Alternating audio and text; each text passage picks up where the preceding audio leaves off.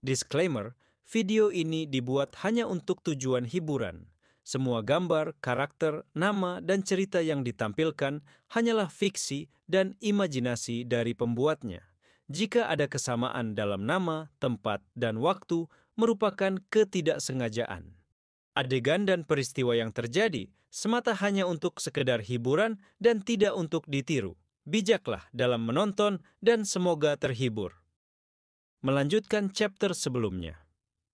Scene diawali dengan sebuah cahaya keemasan yang bersinar dari atas langit. Kang Hyok terlihat sedang berlari dengan sangat cepat. Sambil melihat ke arah belakang, Kang Hyok berkata, "Jika aku sampai tertangkap, maka aku bisa mokat," ucapnya ketakutan. Ternyata Kang Hyok sedang dikejar-kejar oleh sekelompok petualang. "Tangkap hajingan itu, aku akan menghantamu dengan palu ini," teriak mereka dengan sangat marah. Teriak Kang Hyok yang sudah ketakutan setengah mati. Mari kita mundur ke waktu sebelumnya, di acara Festival Winter Ghost. Terlihat di sana banyak sekali monster hantu yang sedang berkumpul. Kau bisa menangkap para hantu dan memasak daun bawang yang tumbuh dari mereka. Singkat cerita, para petualang banyak yang mengincar hal ini. Dan jika kau bisa menghabisi ketua para hantu, kau akan mendapatkan bahan makanan langka rank S. Kemudian, kalian punya kesempatan untuk memakan Trace of the Winter Ghost. Saat ini, banyak petualang yang sedang melakukan raid untuk mendapatkan hal ini, tidak terkecuali dengan si kocak Kang Hyok. "Ini belum berakhir. Atur posisi kalian," teriak pemimpin kelompok petualang tersebut. Dan bukan Kang Hyok kalau tidak punya ide-ide di luar nalar. Dia sendiri tidak cukup kuat untuk menangkap ketua para hantu, ditambah tidak memiliki parti. Dia terlihat tidak punya harapan, kecuali ada keberuntungan yang menghampirinya. Di dalam kekacauan itu, Kang Hyok hanya bisa bersembunyi dan merangkak agar tidak diperhatikan.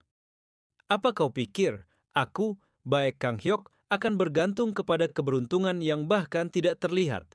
Wah, ngece pembaca ini cok. Hah? Kang Hyok hanya bisa tertegun karena di depan wajahnya terlihat sepasang kaki monster yang telah berdiri. Monster itu telah bersiap untuk melakukan pukulannya ketika Kang Hyok melihat ke atas. Pandangan Kang Hyok langsung waspada. Boom! Serangan monster itu sudah menghantam posisi si Kang Hyok.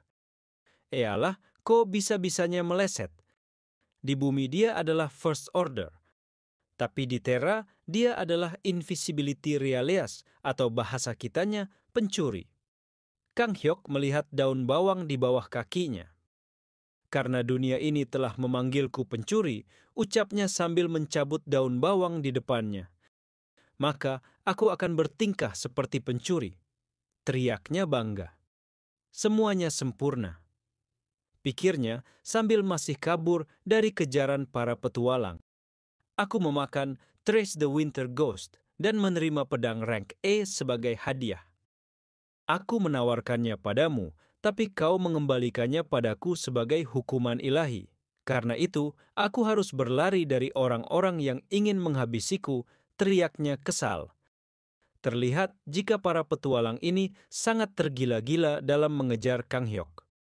"Aku akan menghilangkanmu dengan cara yang paling sengsara," ucap pemimpin kelompok itu. "Kau pikir aku akan tertangkap?" balas Kang Hyok. "Aku adalah First Order di bumi," ucapnya sambil melakukan gerakan yang aneh.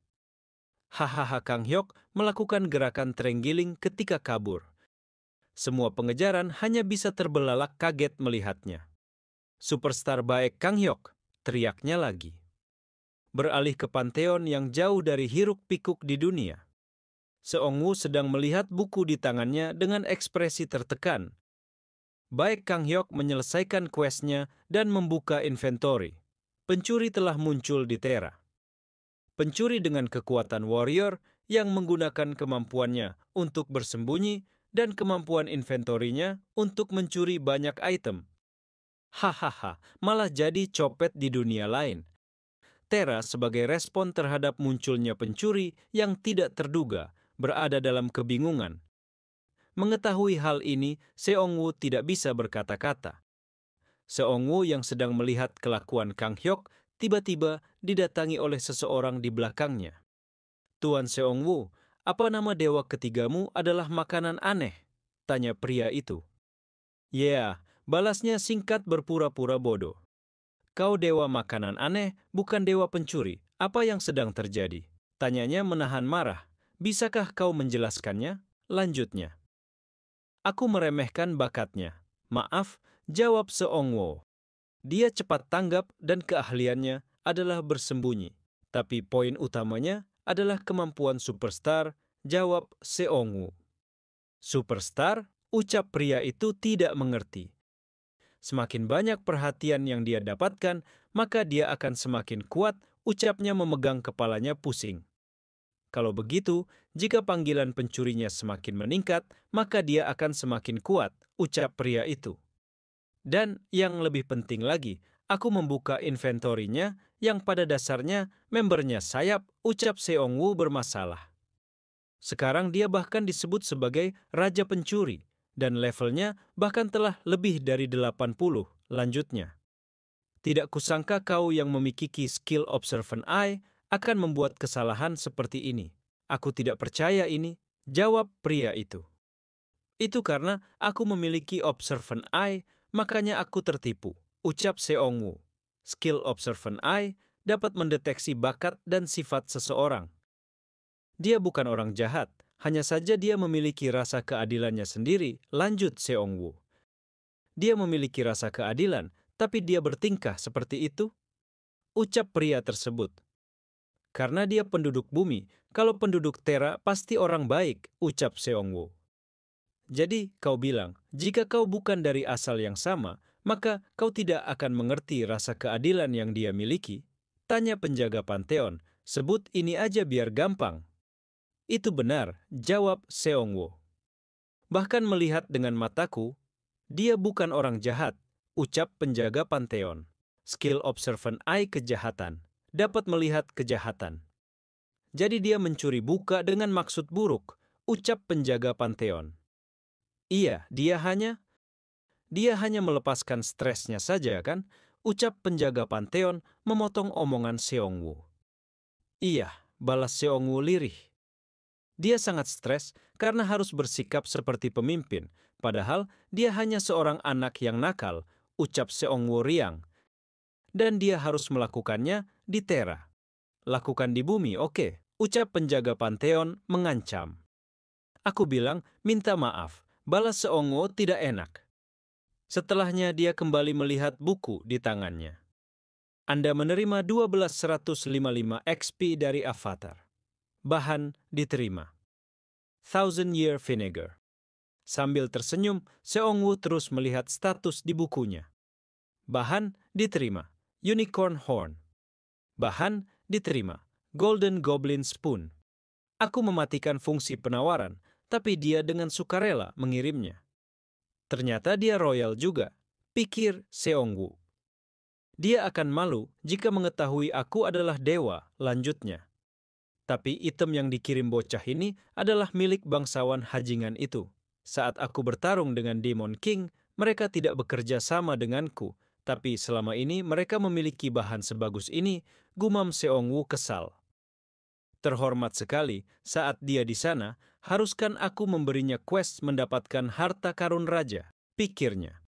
Sedang fokus-fokusnya melihat catatan di buku, penjaga Pantheon menegurnya. "Tuan Seongwoo?" "Oh, apa?" ucap Seongwoo yang kaget. "Aku melihat sedikit kejahatan dari niatmu," tanya penjaga Pantheon. Seongwoo langsung tidak bisa berkata-kata mendapatkan pertanyaan tersebut. "Maaf, ngomong-ngomong, avatarku melakukan kesalahan, jadi itu juga salahku. Kau boleh mengurusnya," ucap Seongwoo. "Baiklah, aku akan mengirim avatarku," jawab penjaga Pantheon. "Renato, nama dewa Resurrection." Dan terlihat Kang Hyok sedang bersiap-siap untuk melakukan pencurian lagi. "Haruskah aku mencari uang lagi?" gumam Kang Hyok yang tidak sadar jika di belakangnya sudah ada wanita bersayap bersiap menggeplaknya. Kemudian dia menengok ke belakang. "Hah?" gumamnya dengan muka bodohnya. "Punishment." "Hah!" teriak Kang Hyok yang seperti baru saja bermimpi. Sekarang dia telah berada di dalam restoran Warrior. Mimin ingetin, jika ini salah satu cheat yang diberikan Seong-woo. Jika nyawa terancam, dia akan kembali langsung ke restoran. Apa kau baik-baik sajanya? Tanya Navi. Di mana? Di mana ini? Tanya Kang Hyok yang masih bingung. Ini restorannya. Kau sepertinya lelah, pulang dan tidurlahnya. Jawab Navi. Aku ingat saat leherku dibabat dengan punishment, ucapnya. Kemudian dia melihat tanggal melalui smartphone-nya. Baru 1 hari berlalu? Ucapnya shock. Apa itu semua mimpi? Lanjutnya, yang masih tidak percaya. Status window, teriak Kang Hyok. Navi hanya melihat aneh sekali tingkah Kang Hyok. Tidak mungkin, di Terra sudah 6 bulan berlalu. Aku harus memeriksa sistem game, ucapnya. Level Anda 43, itulah yang tertulis di dalam statusnya. Level 43. Sejenius apapun aku lompat dari level 28 ke 43 dalam semalam, teriaknya yang sangat-sangat membagongkan. Itu artinya, gumamnya yang membayangkan sesuatu. Cialan, aku sangat menyayangimu dewa makanan aneh, teriak Kang Hyok yang sangat senang. I love you, ucapnya sambil mencium lantai. Haha, kocak-kocak. Baiklah, saat aku kembali ke First Order, aku akan meminta mereka untuk membuat patung memuji dewa makanan aneh, teriaknya lagi. Yang dia tidak tahu adalah Seong-woo ada di sana san bersembunyi di pojokan dapur. Berhentilah kau cialan, pikir Seong-woo sambil menutupi telinganya. Tidak, aku akan membangun kuil, ucap Kang Hyok. Hentikah, balas Seong-woo dalam pikiran. Hentikan, ucap Hunter Min sambil menggeplak kepala Kang Hyok. Sampai di sini dulu untuk chapter kali ini, mari kita lanjutkan ke chapter selanjutnya. Melanjutkan chapter sebelumnya. Scene bermula di kantor cabang Hunter Korea. Di sana Hunter Min sedang melihat sebuah kertas yang diperlihatkan oleh sebuah tangan. Dari ekspresinya, sepertinya itu adalah hal yang tidak dia sangka-sangka. Ternyata yang memperlihatkan kertas itu adalah Kang Hyok. Formulir aplikasi pertandingan rank. Tumben sekali kau berani melakukan ini, tanya Hunter Min yang kaget. Tidak biasanya si kocak satu ini melakukan hal di luar Nurul. Dengan wajah seriusnya, Hunter Min langsung bertanya. Pasti ada sesuatu kan? Apa kau akan percaya jika sekarang aku seorang returner? Tanya Kang Hyok sombong. Kau mau aku percaya bualanmu? Bahwa kau menjadi returner hanya dalam beberapa hari? Balas Hunter Min mengejek. Aku mau daftar pertandingan dan menantang peringkat 99 sampai 90, tegas Kang Hyok. Mendengar omongan si kocak, Hunter Min langsung mempertanyakan kesiapan Kang Hyok. Bukannya penantang perlu taruhan sebagai hadiahnya. Emangnya kau punya hadiah yang dapat ditawarkan? Tanya Hunter Min. Aku akan mempertaruhkan. Ini, pedang sihir grade A. Jawab Kang Hyok yang memperlihatkan pedang yang pernah dia dapatkan di dunia Terra. Wow, pedang yang bagus. Sekali lihat aja, udah langsung tahu jika itu bukan pedang biasa, ucap Hunter Min. Lalu, ada satu jawaban, lanjutnya. Tak kusangka kau bisa pakai inventory. Artinya, benar jika kau seorang returner, gumam Hunter Min. Hanya kau yang tahu, balas Kang Hyok kocak. Cih, baiklah cialan, gerutu Hunter Min sambil mengambil sesuatu di dalam jasnya. Yah, ini resiko main jodol, gumamnya. Kang Hyok hanya bisa bertanya-tanya apa yang dilakukan temannya itu. Sesaat kemudian, datang beberapa hunter lainnya yang menghampiri Hunter Min. Aku pikir kau akan gunakan itu untuk liburan, karena kau ketahuan curang. Aku pikir kau akan kabur karena kalah jodol. Kang Hyok hanya bisa membantu melihat kelakuan temannya ini. Sudah kubilang kan, bahwa dia pergi berpetualang setelah mendapatkan pedang Excalibur, ucap pasukan Hunter. Meski aku merasa ditipu, aku akan pergi ke kasino dan bawa dana dukungan tim bersamaku, pikir Kang Hyok kesal. Sementara itu, di restoran Warrior. Seperti biasa, Seong-woo sedang santai sambil ngopi plus nonton TV. Hunter kebanggaan Korea Selatan kita, Bae Kang-hyuk telah naik peringkat. Dia menempati peringkat 92.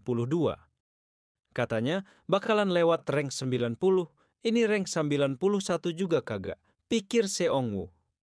Tapi lega rasanya dia sudah tidak depresi lagi, dan tidak ada lagi tangisan berisik dari dia, ucap Seong-woo sambil ngulet.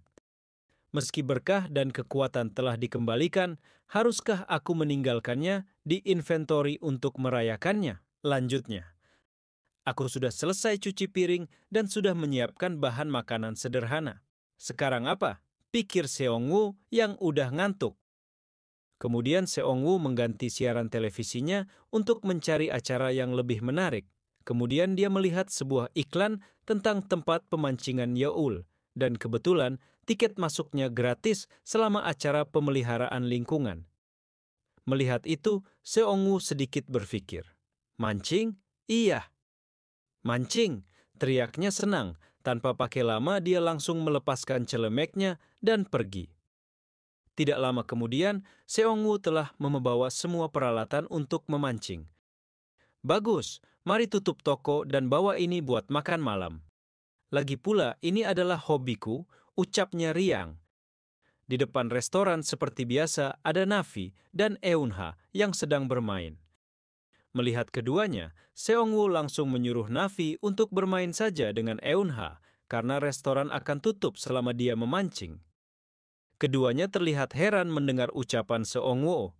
Mengertinya, aku akan mengawasi restorannya, ucap Navi senang. Hati-hati di jalan, ucap Eunha dengan sopan. Melihat bahwa keduanya baik-baik saja, Seong-woo juga merasa lega. Aku akan kembali, ucapnya sambil mengelus kepala keduanya. Berpindah ke tempat lokasi pemancingan yang dipenuhi oleh bunga teratai.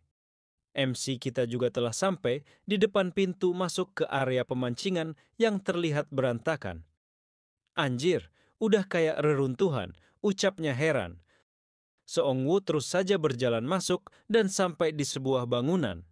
Ngomong-ngomong, nggak ada pengumuman, gumamnya. Di sana ternyata ada seorang lelaki tua yang menjaga pintu masuk. Meski tidak ada biaya masuk, kamu perlu sewa peralatan mancing. Maukah kamu menyewanya? Ucap Pak Tua tersebut. Karena Seong telah membawa alat-alat sendiri, jadi dia menolak tawaran Pak Tua itu. Tidak, aku udah bawa alat pancing sendiri, aku hanya perlu umpan, ucapnya. Baiklah, apa kamu punya lisensi hunter? Tanya Pak Tua. Aku punya yang sejenisnya, emang kenapa? Tanya Seong-woo yang sedikit bingung dengan pertanyaan itu. Aku juga punya lisensi returner, lanjutnya menjelaskan. Setelah mendapatkan jawaban Seong-woo, sikap Pak Tua itu langsung berubah menjadi sangat serius. Itu keluar, ucap Pak Tua. Itu apa? Balas Seong-woo yang juga berubah serius. Monster, tampaknya ada retakan kecil di bawah, jelas Pak Tua yang ketakutan. Retakan kecil, kau bilang, haha. MC kita malah seneng dengan hal ini. Itu pasti monster minnows. Itu sebabnya Isaac mengabaikannya, pikir Seong-woo aneh. Monsternya Mungjin akan keluar saat kamu sedang memancing. Jadi, hanya hunter yang boleh masuk, ucap Pak Tua memperingatkannya. Tidak masalah, tapi apa boleh membuka usaha saat ada monster di sana? Bahkan ada iklannya di televisi? Tanya Seong-woo. Itu karena pas baik-baik saja, mereka buat kontrak panjang untuk iklan televisi. Lagian, iklannya cuma 2 detik, balas Pak Tua. Pantesan pendek amat, ucap Seong-woo. Lalu, apakah kamu masih mau masuk? Tanya Pak Tua. Tentu saja, sekalian bersih-bersih, balasnya senang. Tidak lama, terlihat sampah mulai diambil. Seong-woo telah mengumpulkan banyak sampah kaleng di tangannya. Kayaknya udah cukup, gumamnya. Aku hanya harus pastikan itu bersih, karena tempat terbaik untuk healing ada di dekat toko, ucap Seong-woo. Dia kemudian mengingat kembali kenangan akan ayahnya. Setelah dipikir-pikir, ayahku akan mancing saat ada waktu luang, pikirnya. Seong-woo melihat ke arah langit yang cerah sambil membuka kenangan di masa lalu. Memancing adalah hobi ayahku saat jadi seorang damkar. Pada saat hari istirahat yang jarang didapat, kami akan bergandengan tangan dan pergi ke waduk bersama. Ayah juga selalu membersihkan waduk dulu sebelum memancing. Ikan mas, ikan lele, ikan can, dan lain-lain. Kami menangkap banyak jenis ikan. Ayah membuat sup ikan pedas lezat. Saat memakan sup ikan pedasnya, sangatlah memuaskan. Itulah kenapa aku hobi memancing, ucap Seongwoo. Setelah mempersiapkan semuanya, Seongwoo sudah bersiap untuk memancing. Cukup bersih-bersihnya, gas memancing. Kolam pemancingan memiliki air yang tenang dan dihiasi bunga-bunga teratai yang indah. Sambil duduk, Seongwoo mulai memperhatikan air di kolam. Aku tidak percaya air seburuk ini ketika banyak lot. Apa karena retakan itu? Pikirnya. Kalau kualitas air menurun, makan populasi ikan akan berkurang. Hanya akan ada ikan-ikan kecil yang kurang bagus. Dengan kata lain ikan di sini, pikirnya dengan wajah psikopat. Kail dia lemparkan ke dalam kolam. Bahan terbaik untuk membuat makanan aneh, ucapnya sambil mengangkat pancingan yang telah dimakan ikan. Bagaimana kelanjutan ceritanya? Jangan lupa dukung Mimin dengan share, like, dan komen. Bye-bye.